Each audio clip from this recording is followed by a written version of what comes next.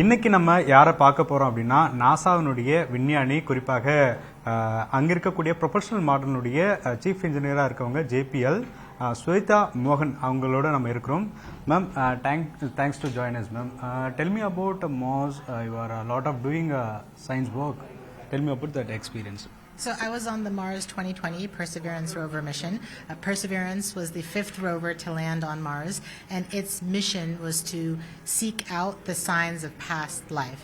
As part of that, Perseverance collected samples that will one day be returned to Earth so we can answer the question of whether there's life on Mars. My role on the mission was as the guidance, navigation, and controls lead system engineer and operations lead. I worked on the mission from its formulation in 2013 all the way through landing day on February 18th, 2021. So over 8 years on the same mission, working towards one goal of landing safely on February 18th. I learned so much from the mission, conceiving it, design, build, test, until we finally got to operate it on landing day. Why is Mars so attractive for science now? So Mars, of all the different planetary bodies, is the one that's the most similar to Earth. The atmosphere is similar, though it's slightly less. The gravity is similar, slightly less. The topography actually also reminds us of different features on Earth. So we believe that Mars was actually once very much like the Earth. And as such, we explore Mars to understand what it was like in the past, what happened to Mars in the past that made it the dry planet that is today. And in learning about those answers, we might be able to answer what is in store for Earth as a planet. Tell me about that Mars helicopter Ingenuity that you operated for 2 years. Last month it's failed. It's very tough work actually. Tell me about that. So Ingenuity was the first of its kind. It is the first rotorcraft robot to ever operate outside of Earth, and simply operating a helicopter on Mars is a very difficult proposition because the atmosphere is so much thinner on Mars that the blades need to be so much bigger in order to create effective lift. Ingenuity was designed to do about 7 to 9-ish test flights over the series of a couple of months, but it actually performed so phenomenally that it was able to operate not just for a couple of months, but over several years on Mars and over 70 different missions. Once originally demonstrating just the technology of can we achieve aerial mobility, the success of Ingenuity has led it to be used as part of the Perseverance mission, where it would be able to fly to regions that Perseverance wanted to potentially go to and be able to scout the regions of what it was like and return images for those areas before Perseverance actually traveled there. It is very much like what Sojourner was for the Mars rovers. The first rover was Sojourner. It was much smaller, but the success of Sojourner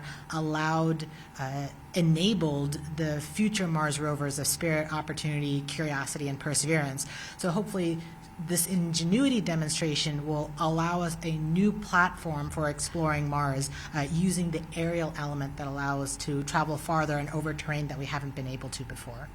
Time lag between the Earth and Mars is more than 20 minutes. How to drive the rover for the situations?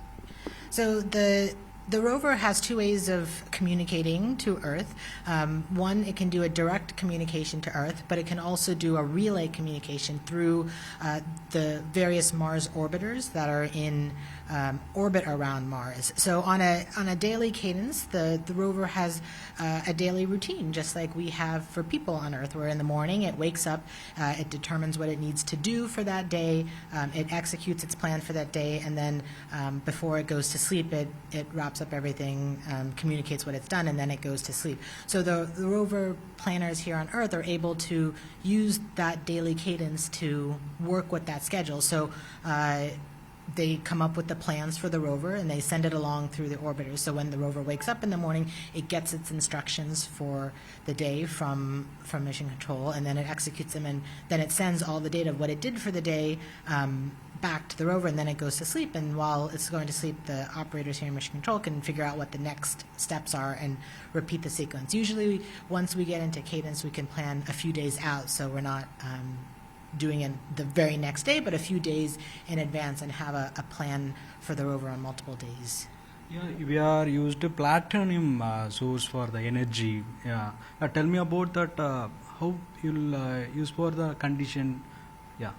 So the Perseverance's energy source comes from a nuclear power using plutonium in what is called a RTG, a radiothermal isotope generator, and this provides a consistent power source throughout the mission lifetime. So unlike its predecessors, Spirit and Opportunity, it doesn't use sunlight in order to gain energy. It uses the nuclear power. And this allows it both from the power energy to charge the batteries, but also it provides a source of heat that's used to distribute amongst the rover itself to keep it warm through the cold Martian night times. So what's your view about ISRO? They were ready to fly in sky. Astronauts, we are recently introduced our Prime Minister. Yeah, tell me about it. I don't have any knowledge of the manned program. Even in the U.S., I don't work on the manned missions. But I will say I'm happy to see the level of commitment to space exploration that ISRO is showing, and the new advances that ISRO is showing, not just within the national programs, but also international collaborations. ISRO and NASA are now working together. We have a joint mission called the NASA-ISRO Synthetic Aperture Radar. So I'm hoping for future collaborations like this. The NISR is one good step, and hopefully there'll be more as ISRO builds up its space exploration that we can collaborate in the future. Tell me about Indian scientists, how to help in globally for scientifically develop the world. So the Indian scientists, not just in India, but the Indian diaspora in the world is a very scientifically educated in the field, and they contribute in so many different ways in so many different fields. Space exploration is just one of the fields that they are able to contribute, not just in NASA and ISRO, or in many different organizations around the world. Their contributions have enabled multiple different achievements. Just in Perseverance itself, we had numerous Indian diaspora Americans, not just me, but several of us in various different fields that were able to contribute to that field, that particular mission, and they're similar across various space organizations. So nowadays occupied all the location AI. So it is useful for in future, or it's defected loss for the jobs? So I like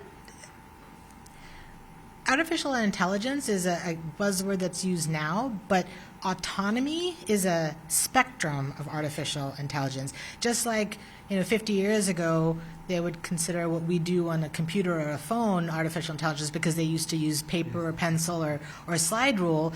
Now, the same they would consider artificial intelligence. We use autonomy in different forms throughout space missions.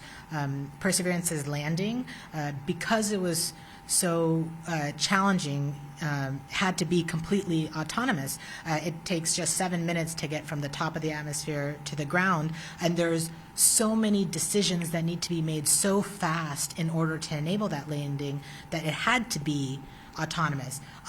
Enabling that autonomy, having it enabled that mission. If we didn't have it, we wouldn't be able to do that mission. It didn't take away from the jobs because it was the people's imagination and their coding and their development and their testing that enabled that autonomy. And all of that is done here on the ground by people.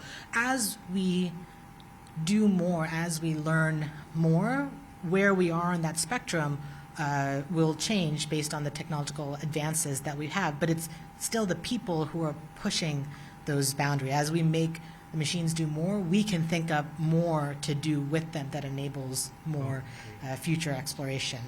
And my last question is, Elon Musk talks about the civilization on Mars. It is possible in future? I can't talk to what it would take for civilizations on Mars. I can talk about certain technologies that we're working on now to enable eventual humans on Mars. On Perseverance itself, we had two technologies that could be useful for future manned exploration. One of them was terrain relative navigation, which allows us to land much more accurately on Mars, which if you're landing people, you would definitely want them to land where you intend them to land with all of their habitats and things. So enabling pinpoint landing is one technology that we were able to prove a part of.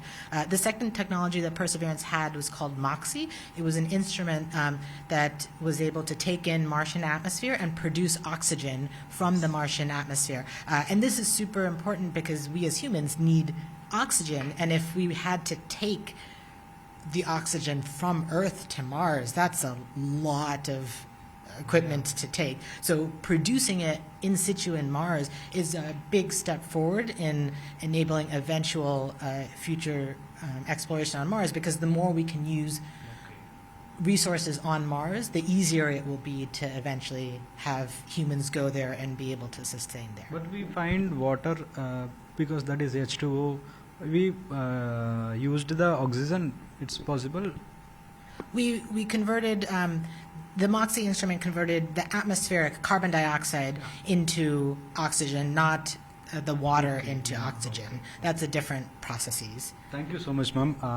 Thank you for joining us. Yeah, thank you. Thank you very much. ஒளிப்பதிவாளர் நிர்மலுடன் Velmurugan, news 18 Tamil Nadu.